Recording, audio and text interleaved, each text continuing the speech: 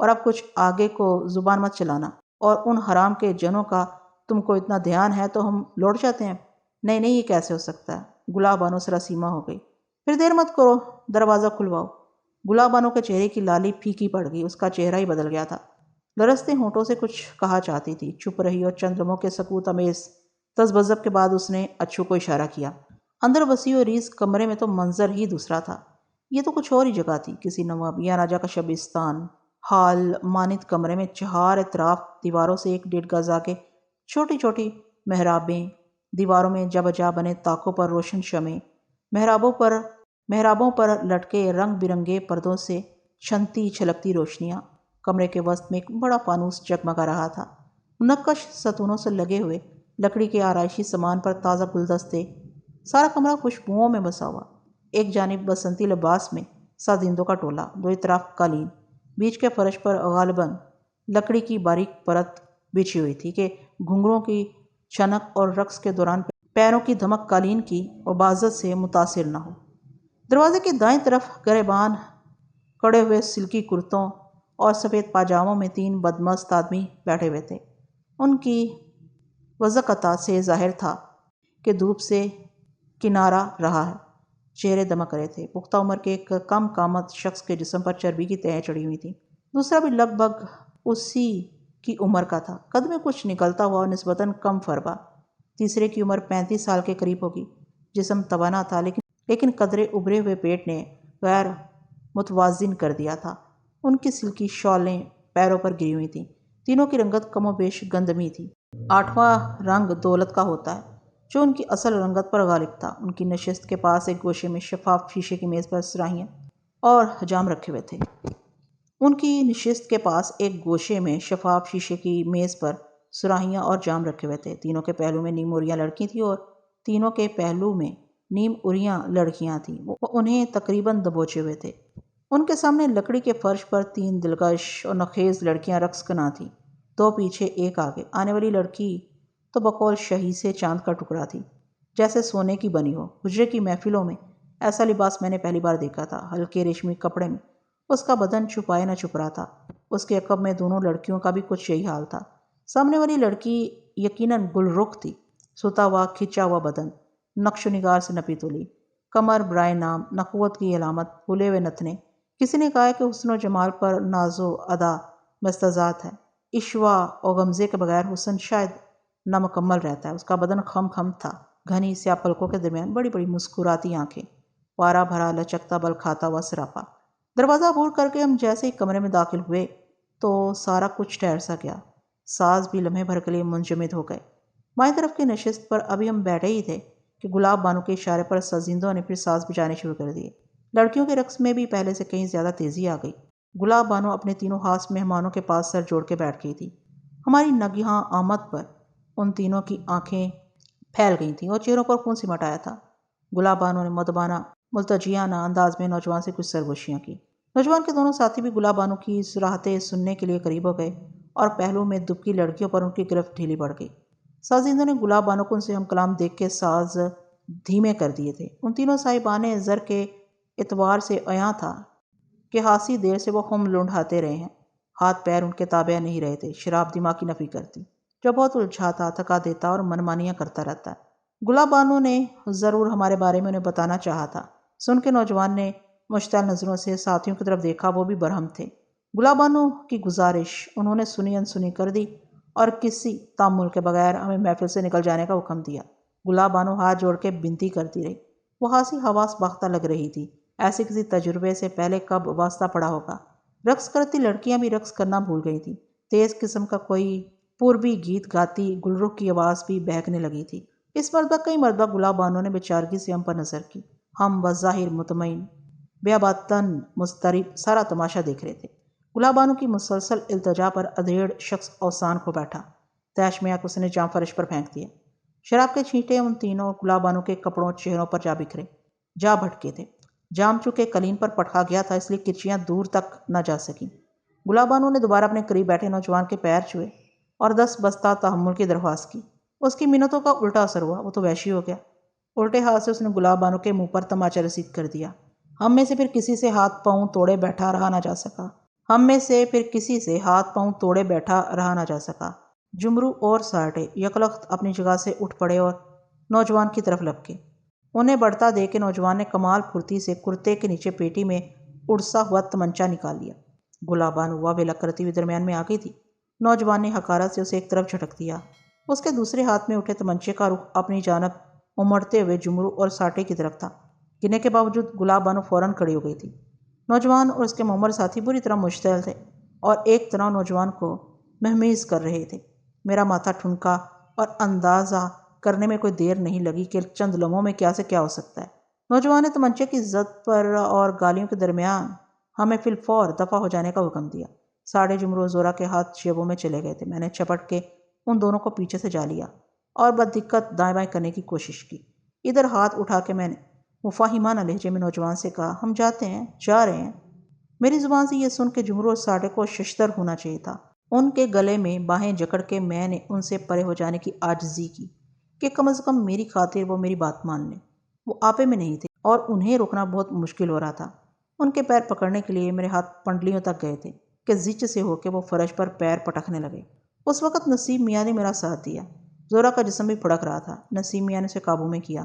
دوسری جانب گلاب بانو دہائیاں دے رہی تھی۔ لڑکیاں وہاں سے بھاگ چکی تھیں۔ جمرو اور ساٹے کو دھکیلتا دھکے دیتا ہوا نوجوان کے سامنے سے ہٹانے میں بہرحال میں کامیاب ہو گیا۔ وہ پلٹ پلٹ کے نوجوان اور اس کے ساتھیوں کو خوب بار نگاہوں سے دیکھتے اور مغلطات بکتے باہر نکل گئے۔ ہم نے جیسے تیسے الٹے سیدھے قدموں سیڑھیاں طے کی اور نیچے گلی میں آ گئے۔ جمرو زورا ساٹے پر سناٹا سا چھایا ہوا تھا۔ کچھ دور قدم سے قدم ملا کے وہ میرے ساتھ چلتے رہے۔ کسی نے زبان نہیں کھولی۔ ہم جلد ہی بازار کے علاقے سے نکل آئے۔ ان کی برگشتگی بالکل بجا تھی اور مجھے اپنی دو ہمتی پر کوئی اندامت نہیں تھی۔ ان کے لیے نوجوان اور اس کے ساتھیوں پر حاوی ہو جانا کچھ دشوار نہیں تھا۔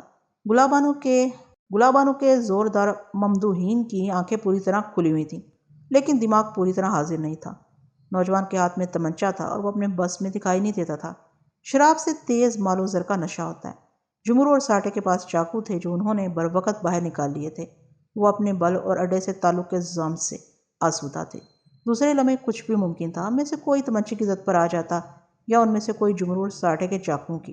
پھر وہی اذیتیں، وہی معمول، پولیس، بازار بھر میں ہنگامہ، گلاب بانو کے بین، شہر میں رسوائیاں، طرح طرح کے قصے کہانیوں افواہوں کا ایک سلسلہ، اور ایک کے بعد دوسرا ہوں، دوسرا تیسرا، جانے کتنے عرصے تک بے دست پائی معطلی۔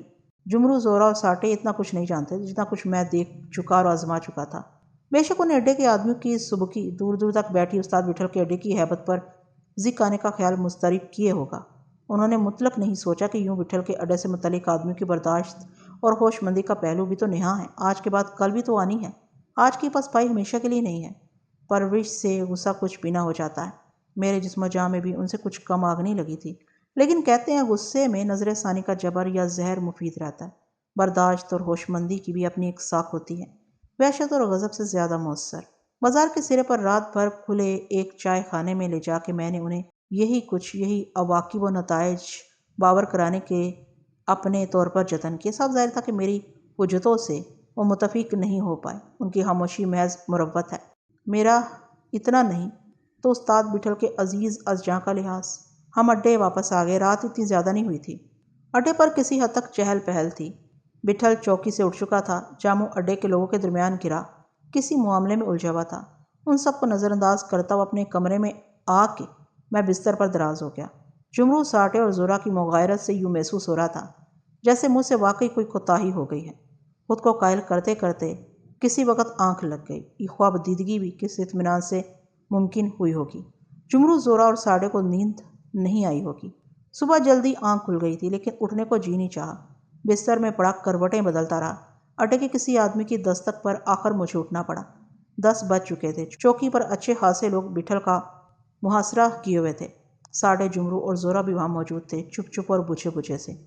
میں نے مسکرا کے ان کی طرف دیکھا تو جواب میں انہوں نے بھی وضع نبھائی۔ وٹھل کے پرانے شناسا کسی بڑے دکاندار کی طرف سے ناشتے کا اہتمام کیا گیا تھا۔ پوری، کچوری، پراٹھے، ترکاری، کیما، انڈے، مکھن، ملائی، چائے، ڈبل روٹی وغیرہ۔ ادھر ادھر خوانوں کا انبار لگا ہوا تھا۔ جمرو اور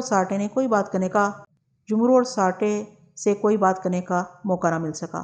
ناشتہ کرتے ہی وٹھل مجھے اپنے ساتھ لے کر اڈے سے نکل گیا اور ایک مرتبہ پھر ہم اس مسجد اور متصل مدرسے میں پہنچ گئے جہاں میں متعدد بار سر پھوڑ چکا تھا۔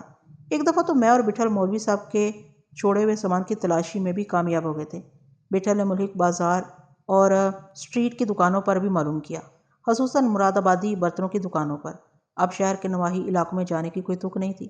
نواحی علاقے میں ٹھکانہ کرنے کے بعد شہر میں اپنے جاننے والوں کے پاس ایک بار تو مولوی صاحب کو ضرور پھیرا لگانا چاہیے تھا۔ میں تو معمول کے مطابق کسی بچے کے مانند انگلی پکڑے بٹھل کے ساتھ چلتا رہا۔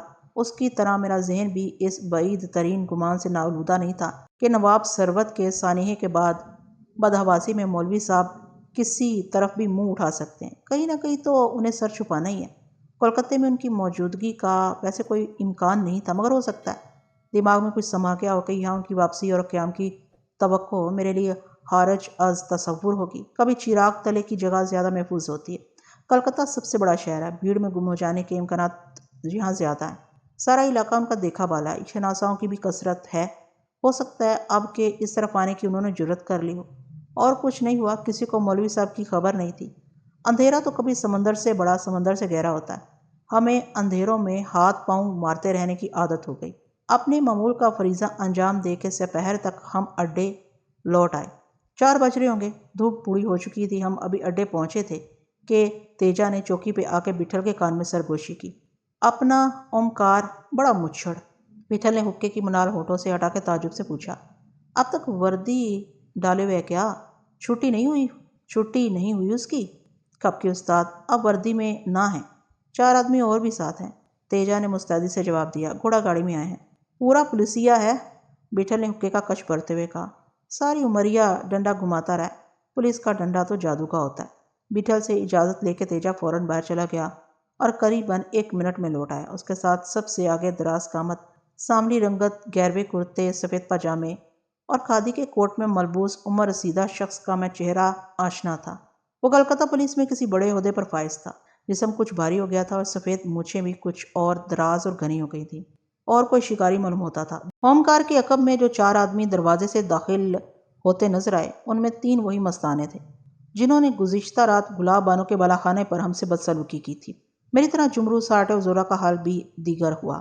ان تینوں کے ہمراہ انہی جیسی چھب ڈھب بڑی عمر کا ایک بردبار شخص بھی تھا۔ چاروں کے چہرے تمتما رہے تھے۔ وہ عام مگر اجلا لباس پہنے ہوئے تھے اور خاصے چوکنے، گھبرائے ہوئے لگ رہے تھے۔ چاروں نے چوکی پہ آ کے بٹھل کو نمسکار کیا۔ اومکار کو دیکھ کے بٹھل اٹھ کھڑا ہوا تھا۔ دونوں بغل گیر ہو گئے اور دیر تک ایک دوسرے کو گدگداتے رہے۔ اومکار کی زبانی معلوم ہوا کہ سال بھر پہلے وہ ملازمت سے سبکدوش ہوا ہے اور اب اپنے کاروبار اور زمینوں کی دیکھ بھال کر رہا ہے۔ ساتھ آنے والے چاروں اشخاص کا تعارف کرانے میں اس نے بڑی اجلت کی۔ بٹھل کو بتایا کہ ان سے اس کے دیرینہ مراسم ہیں۔ عرصے پہلے آگرے میں ملازمت کے دوران جو تعلق قائم ہوا تھا وہ آج تک قائم ہے اور دوستی میں بدل چکا ہے، اور اب اسی کے ایما پر اس کے صاحب حیثیت اور صاحب دل دوستوں نے کولکتے میں کارخانے لگانے کا اہتمام کیا ہے۔ میں، زورا، جمرو اور ساٹھے بٹھل کے قریب ہی بیٹھے تھے۔ مجھے اومکار کی آمد کے مقصد کا کچھ اندازہ ہو چلا تھا، لیکن میرا قیاس غلط بھی ہو سکتا تھا۔ اومکار پولیس کا آدمی تھا، مدعا زبان پر لانے میں بھی اس نے دیر نہیں کی۔ زبان تو سارے انسانی اوصاف میں سب سے ممتاز ہوتی ہے، اسے بات کرنے کا ہنر بھی آتا تھا۔ گزشتہ رات گلاب بانو کے بالا خانے پر پیش آنے والے واقعے کی سنگینی کو اس نے خوش اسلوبی سے بدمزگی اور تلخی سے تعبیر کر دیا۔ کہنے لگا کہ اس کے مربی سیر سپاٹے ایک ذرا وقت گزاری کے لیے گلاب بانو کے بالا خانے چلے گئے تھے۔ گلاب بانو نے ان سے خلوت کا وعدہ کیا تھا۔ وعدے کے مطابق اس نے دروازہ بند کر دیا تھا اور دربان کو نگرانی کی ہدایت کر دی تھی۔ یہ لوگ اس اعتماد میں تھے کہ محفل انہی کی ہے، انہی کے لیے مخصوص۔ سو وہاں تھوڑا بہت شغل بھی جاری تھا کہ اس دوران اڈے کے آدمی وارد ہو گئے۔ امید کے خلاف اچانک اجنبی آدمیوں کو داخل ہوتا دیکھ کے ان سے تھوڑی نادانی سرزد ہو گئی۔ گو گلاب بانو نے انہیں آنے والوں کے بارے میں بتانے کی کوشش کی تھی، لیکن صاف بات ہے انہیں یہ رخنہ اندازی اچھی نہیں لگی۔ عالم ہی اس وقت سب کا دوسرا تھا، نہیں سمجھے کہ سامنے کون لوگ ہیں۔ تمنچے چاقو نکل آئے، لیکن اڈے کے آدمیوں نے کمال کیا، بہت تحمل کیا اور تدبر کیا اور بات ٹل گئی۔ اومکار نے کہا کہ اسے کچھ علم نہیں تھا۔ صبح گلاب بانو اس کے پاس فریاد کرتی آئی تھی، کیونکہ گلاب بانو کو معلوم تھا کہ کلکتے میں یہ معززین اومکار کے مہمان ہیں اور اس کے ایک بنگلے مہمان خانے میں ان کا قیام ہے۔ کچھ غلطی گلاب بانو کی بھی تھی کہ خلوت کا وعدہ کرتے وقت اس نے کسی اہم شخص کی آمد پیش نظر کیوں نہ رکھی۔ کوئی بھی سرکاری آفیسر منہ اٹھائے وہاں کا رخ کر سکتا تھا۔ اومکار کہنے لگا کہ اسے ساری رودات معلوم ہوئی تو اس نے یہی مناسب سمجھا کہ بٹھل استاد کے پاس اپنے معزز اور محترم دوستوں کی سفارش کرے۔ بٹھل بھی لاعلم تھا۔ زورا، ساٹے اور جمرو نے شاید کسی کو نہیں بتایا تھا کہ رات ہم سب کہاں گئے تھے اور کیا انہونی ہو چکی تھی۔ ہم میں سے کسی کے بجائے بٹھل نے نسیم میاں کو آواز دی۔ نسیم میاں پاس ہی بیٹھے تھے۔ 2 قدم کا فاصلہ طے کر کے بٹھل کے روبارو ہو گئے اور انہوں نے صورتحال کا تخمینہ لگا کے دبے لہجے بلکہ رخت گزشت کے انداز میں سارا مواجہ سنایا اور زیادہ تمہید نہیں باندھی۔ بٹھل نے خاموشی سے سنا اور سر ہلانے لگا۔ ٹھیک ہے اومکار جی صاحب حاضر، ان لوگوں نے اپن کو کچھ نہیں بولا تھا۔ اس نے بھاری آواز میں کہا، آپ ساتھ آئے تو ہم کیا بولیں؟ اپنے لوگوں کو کھینچے رکھیں گے، یہی چاہتے ہو نا آپ؟ بس یہی استاد، ہم کو پتا تھا۔ ہم استاد بٹھل کے پاس جا رہے ہیں۔ اومکار تڑپتی آواز میں بولا، اپنے مہمانوں سے مخاطب ہو کے کہنے لگا، دیکھا آپ لوگوں نے، ہم کیا کہے تھے، کس آدمی کے پاس جا رہے ہیں، آخر کو اپنا پرانا ناتا ہے۔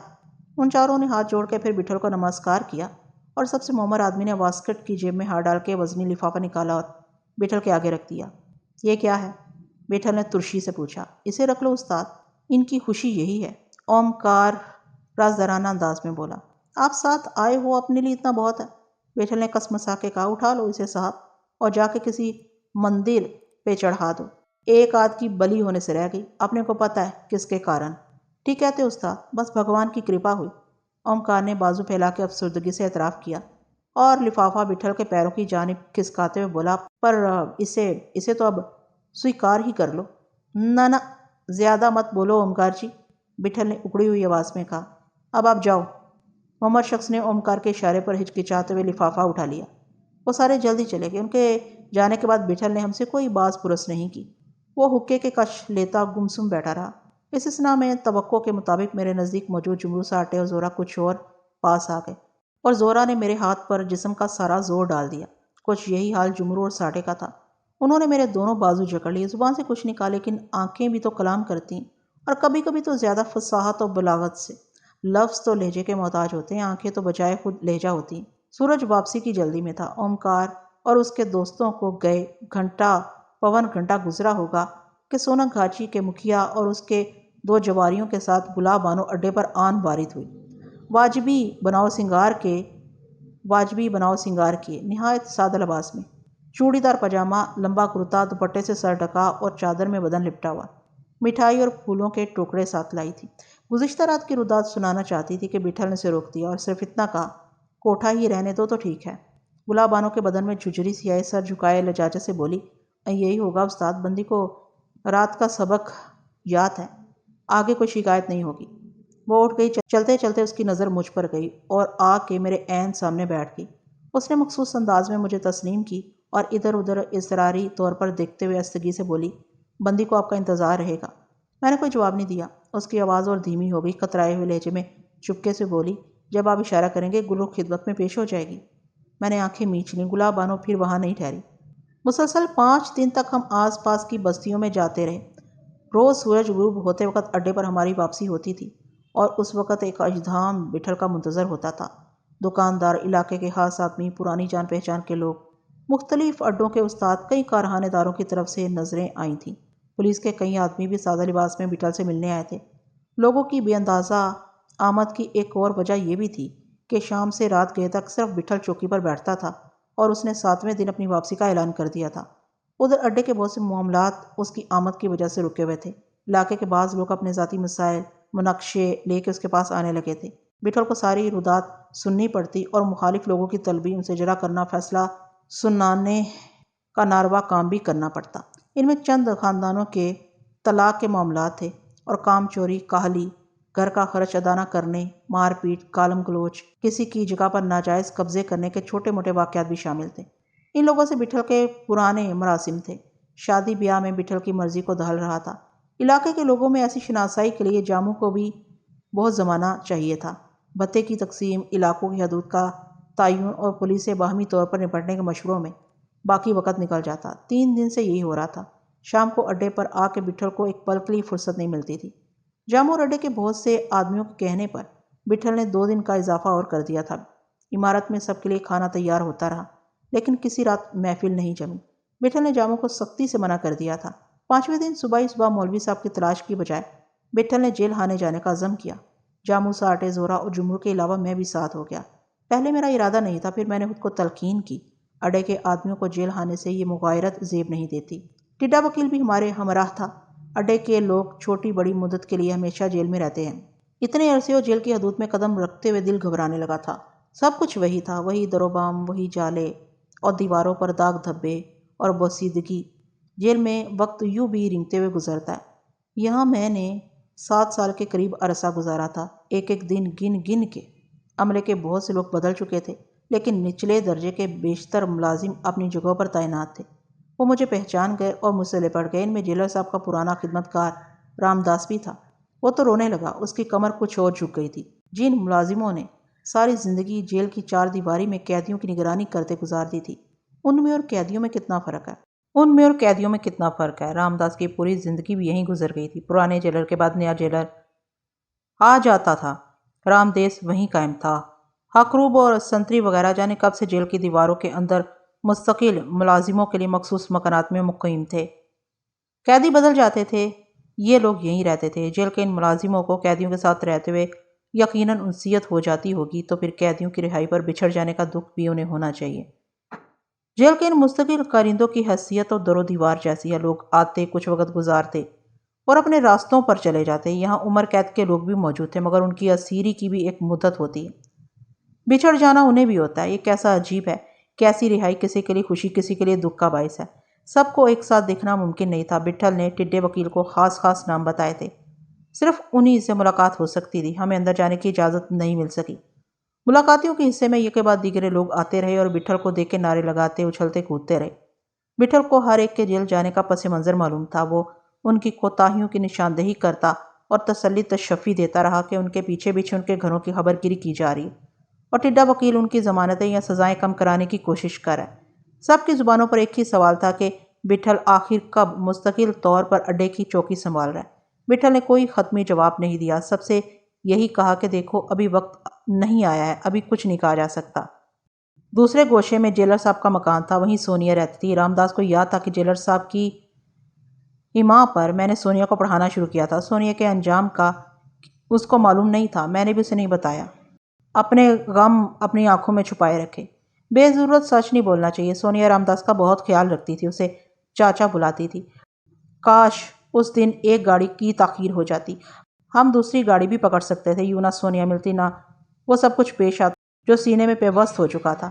جب بھی اس کا خیال آتا دل ہولنے لگتا۔ جیلر صاحب کا مکان دیکھ کے بھی میرا یہی حال تھا۔ میں نے بہت اس طرف دیکھنے سے اجتناب کرنا چاہا، لیکن میری نگاہیں بے اختیار اسی جانب امڑتی تھیں۔ بٹھل نے نچلے درجے کے ہر کارندے کو کچھ نہ کچھ نکتی دی۔ دوپہر کو ہم وہاں سے چلے آئے، جیل خانے سے اور اپنی مرضی سے۔ اس شام بٹھل نے آنے والے دن اپنی روانگی کا اعلان کر دیا۔ آخری رات اڈے پر بہت بھیڑ تھی۔ اس رات چھٹن صاحب بھی دکان بند کر کے گلوریوں کے پڑوں، پھولوں کی ٹوکریوں اور مٹھائی کے دونوں سے لدے پھدے اڈے پر آئے، اور انہوں نے بٹھل کی گردن موتی اور گلاب کے ہاروں سے ڈھانپ دی۔ چھٹن صاحب اور نسیم میاں نے کچھ دیر کے لیے محفل زعفراں زار بنا دی تھی۔ ساٹے اور جمرو مچل رہے تھے کہ ایک بار پھر بازار کی طرف چلیں، لیکن وقت گزر گیا تھا اور رات ہو گئی۔ بازار کا وقت ہی نکل گیا۔ میرا اندازہ تھا، بلکہ مجھے یقین تھا کہ کولکتہ سے بٹھل سیدھا فیض آباد کا رخ کرے گا۔ فیض آباد سے ہمیں روانہ ہوئے 3.5 مہینے سے اوپر ہو رہے تھے۔ وہاں افروزہ بھی تھی، اسے حویلی میں جا بسے کم و بیش اتنی مدت ہو چکی ہے۔ کچھ ان کے لیے صحیح ہمیں فیض آباد کا ایک پھیرا لگانا چاہیے تھا۔ ان سب کو دیکھنے کو میرا جی بھی بہت چاہ رہا تھا۔ حویلی کی طرف سے بٹھل اتنا بے غم بے فکر تھا جیسے وہاں کبھی کوئی پیچیدگی کا امکان ہی نہیں۔ شاید زری کی وجہ سے سبھی کو یقین تھا کہ جہاں زری موجود ہوگی وہاں کوئی الجھن نہ پیدا ہوگی، لیکن خود زری تو بہت گراوار ہو سکتی ہے۔ میں نے بٹھل سے بات کرنی چاہی، پھر یہ سوچ کے رہ گیا کہ زری کا خیال تو اسے مجھ سے زیادہ ہونا چاہیے۔ اسے کوئی فکر نہیں تو مجھے کاہے کی تلابیلی پڑی ہے؟ میری طرح اس کا دماغ بہکتا بھی نہیں ہے۔ بٹھل نے زورا اور جمرو سے کہا تھا کہ وہ چاہیں تو فیض آباد یا بمبئی چلے جائیں، لیکن دونوں نے ہمارے ساتھ چلنے کو ترجیح دی۔ دوسرے دن صبح ہمیں رخصت کرنے کے لیے سارا اڈا ہی ہاوڑہ اسٹیشن پر سمٹ آیا تھا۔ انہوں نے اتنی چیزیں ساتھ کر دی کہ ڈبے میں رکھنا اور سنبھالنا دشوار ہو گیا۔ جمرو اور زورا نے اگلے اسٹیشن پر بہت سی چیزیں لوگوں میں بانٹ دی۔ ہم دوبارہ لکھنؤ کی طرف جا رہے تھے۔ کئی دن لکھنؤ کے اطراف گورکھپور، اعظم گڑھ، بہراچ بستی اور دیگر شہروں میں گھومتے رہے اور سیتا پور، فتح پور، بارہ بنکی اور سلطان پور ہوتے ہوئے کانپور آ گئے۔ ان بستیوں سے کہیں بھی فیض آباد کا فاصلہ 100-125 میل سے زیادہ نہیں تھا، لیکن بٹھل کا جیسے فیض آباد سے کوئی سروکار ہی نہیں رہا تھا۔ کانپور سے اس نے سیدھے دلی آ کے دم لیا۔ کولکتہ سے دلی پہنچتے پہنچتے 25 دن لگ گئے تھے۔ دلی میں مولوی صاحب کی موجودگی ممکن نہیں تھی، اس لیے 100 میل دور مراد آباد میں اس کے ہم شہروں کو ضرور سن گن مل جاتی۔ دلی کے اطراف گنجان شہر آباد ہے، ہم نے وہاں ایک پہر بھی ضائع نہیں کیا اور روہتک، حصار، سرسا، بٹھنڈا، کرنال، پانی پت اور پٹیالے کا قصد کیا۔ ان شہروں سے واپس دلی آ کے گڑگانو، فرید آباد، متھرا، علی گڑھ، آگرہ، بھرت پور، جے پور وغیرہ اور ادے پور، جلور، اجمیر، ناگور، جودھ پور اور باڑ میر کے علاقے سے گزرتے ہوئے میرپور خاص آ گئے۔ ظاہر ہے ہمارا کام شہر کے تاریخی مقامات اور تفریح گاہیں دکھنا نہیں تھا۔ شہر میں داخل ہوتے مسلمان آبادیوں میں جا کے گھروں، دکانوں، مسجدوں اور مدرسوں میں اپنا سبق دہرانا اور ہر جگہ ایک ہی جواب سننا تھا۔ اس تکرار سے اب ایسی تکلیف نہیں ہوتی تھی، عادت بھی کوئی چیز ہوتی ہے۔ آبادی کی نسبت سے بعض شہروں میں ایک دن، بعض میں 2 دن لگ جاتے۔ اگلی منزل کے لیے شام کو سواری مل جاتی تو ٹھیک، ورنہ وہیں بسیرا کر لیتے۔ رات کو کسی بستی میں فراغت ہوتی اور نوٹنکی لگی ہوتی یا سرکس ہو رہا ہوتا تو 2-3 گھنٹے یوں گزر جاتے۔ صبح سے شام تک گھوڑا گاڑی، لاری، ریل گاڑی یا بس پیدل چلتے رہنا، کبھی سرائے، کبھی ہوٹل، جہاں جیسی جگہ مل جائے، جس وقت جیسا کھانا مل جائے۔ میرپور خاص سے حیدرآباد پہنچے تو اسٹیشن کی سیڑھیوں پر ایک بچے کو بچاتے ہوئے زورا کا پیر رپٹ گیا، ہڈی بھی چڑک گئی تھی، باقی ہم تینوں کے پیروں میں بھی بیڑی پڑ گئی۔ 3 دن تک زورا کا علاج ہوتا رہا، چوتھے دن بھی وہ سفر کرنے کے قابل نہیں تھا۔ جمرو کو اس کی نگرانی پہ چھوڑ کے میں اور بٹھل شہر ٹھٹھا اور سجاول ہوتے ہوئے کراچی چلے آئے۔ بمبئی کی طرح کراچی بھی ساحلی شہر ہے، بمبئی سے بہت ملتا جلتا، لیکن یہاں اتنی بھیڑ نہیں تھی، مسلمانوں کی ایک کثیر آبادی تھی۔ ہمیں 2 دن ٹھہرنا پڑا، مسلمان آبادیوں میں شاید ہی کوئی جگہ رہ گئی ہو جہاں ہم جا نہ سکے ہوں۔ 4 دن کے غیاب کے بعد ہم واپس حیدرآباد آئے تو زورا کے پیر کی تکلیف بڑی حد تک کم ہو گئی تھی، چلنے پھرنے لگا تھا۔ احتیاطاً 2-1 دن کے آرام کی اور ضرورت۔ ان دنوں میں اور بٹھل، حالہ، ٹنڈو آدم اور نواب شاہ ہوئے۔ بٹھل کا ارادہ اب حیدرآباد سے دوسرے شہر جانے کا تھا۔ ان دنوں امرتسر سے آئی ہوئی گانے بجانے اور کھیل تماشا کرنے والوں کی ایک ٹولی کی بڑی دھوم تھی۔ واقعی کچھ غلط نہیں تھا، انہیں رلانا خوب آتا تھا، وقت کا کچھ احساس ہی نہیں ہوا۔ اس رات نوٹنکی دے کے واپس آتے ہوئے جمرو نے دبی زبان میں بٹھل سے کہا، استاد ایک بات بولیں؟ کیا ہے رے؟ بٹھل نے ہڑک کے پوچھا۔ کچھ اور مت سمجھنا استاد، ماں قسم، جمرو نے جلدی سے کہا، اور صرف اپنی طرف سے بولتا ہوں۔ پھوٹ بھی تو منہ سے، بٹھل بگڑ کے بولا۔ بولتے ہیں ادھر سے بمبئی بہت نزدیک ہے اور سیدھا رستہ ہے، 4-5 روز ادھر اپنا چہرہ دکھا کے ان لوگ کا دیکھ کے پھر لوٹ جائیں تو کیسا ہو؟ جمرو نے معذرت آمیز لہجے میں کہا۔ جمرو ٹھیک کہہ رہا تھا، کولکتہ سے چلے ہوئے ہمیں 3 مہینے کے قریب ہو رہے تھے۔ میرا خیال تھا بٹھل کا دماغ گھوم سکتا ہے، وہ بھڑک کے جمرو سے کہہ سکتا ہے کہ اسے ایسی فکر ہے تو خود چلا جائے۔ بٹھل کے سکوت پر مجھے حیرانی ہوئی، حالانکہ نہ زورا نے تائید کی نہ میں نے تو طے کر لیا تھا کہ اس سلسلے میں بٹھل سے کوئی بات ہی نہیں کروں گا۔ وہ رات ہم نے سرائے میں گزاری۔ دوسرے دن صبح کوئٹہ جانے کے لیے حیدرآباد شہر سے جڑے ہوئے کوٹری جنکشن کے بجائے سیدھے حیدرآباد اسٹیشن کا رک کیا اور کراچی آ گئے۔ چوتھے دن ہمیں بحری جہاز میں جگہ مل گئی۔ بنگال میں کئی بار ہم اسٹیمر میں بیٹھ چکے تھے، لیکن یہ پورا جہاز تھا، یہاں سے وہاں تک پھیلا ہوا، کسی محلے کی طرح، جس طرف چاہو گھومو پھرو۔ ہم نے زیادہ پیسے دے کے کیبن میں جگہ محفوظ کرانی چاہی تھی، مگر گورے مسافروں کی تعداد زیادہ تھی۔ جہاز راہ کمپنی بھی ولایتی تھی، پہلے گوروں کو ترجیح دی جاتی تھی۔ ہمیں عرصے کے ٹکٹ ملے۔ عرصے کا مطلب ہے جہاز کا صاحبان اور صحن۔ اچھا ہی ہوا جو کیبن کا ٹکٹ نہ مل سکا، عرصے کا لطف کچھ اور تھا، جہاں جی چاہے گھومو پھرو، اور یہاں سرگرمی زیادہ تھی۔ طرح طرح کے مسافر، بیشتر ہندوستانی، گورے مسافر تمام کے تمام کیبنوں میں مقیم تھے۔ جہاز انگلستان سے آ رہا تھا، اس لیے سارے کیبن بھرے ہوئے تھے۔ ٹکٹ والے نے ہمیں بتایا تھا کہ خالی کیبنوں کی کثرت ہو تبھی ہندوستانی لوگوں کو ٹکٹ کی فراہمی پر غور کیا جاتا ہے۔ گورے مسافر عرصے پر آ کے بھی ہندوستانی مسافروں سے الگ تھلگ ہی رہتے تھے۔ عرصے کے مسافروں کے لیے چائے خانہ بھی الگ تھا۔ کیبن کے مسافروں کے لیے مخصوص چائے خانے میں شراب کا بھی اہتمام تھا۔ ٹھیک 1 بجے دوپہر جہاز نے بندرگاہ سے حرکت کی۔ چال میں میانہ روی تھی، ٹھمک ٹھمک۔ خاصی دور آنے کے بعد بھی رفتار میں کوئی ایسا فرق نہیں آیا۔ زورا کے پیر میں ہلکی سی لکنت باقی تھی، لیکن جیسے کوئی کھلونا ہاتھ لگ جائے۔ شروع میں وہ عرصے پر دندناتا رہا، جمرو بھی اس کے ساتھ ادھر ادھر کلانچے بھرتا رہا۔ کچھ ہی دیر میں ہم لوگ جہاز سے مانوس ہو گئے تھے۔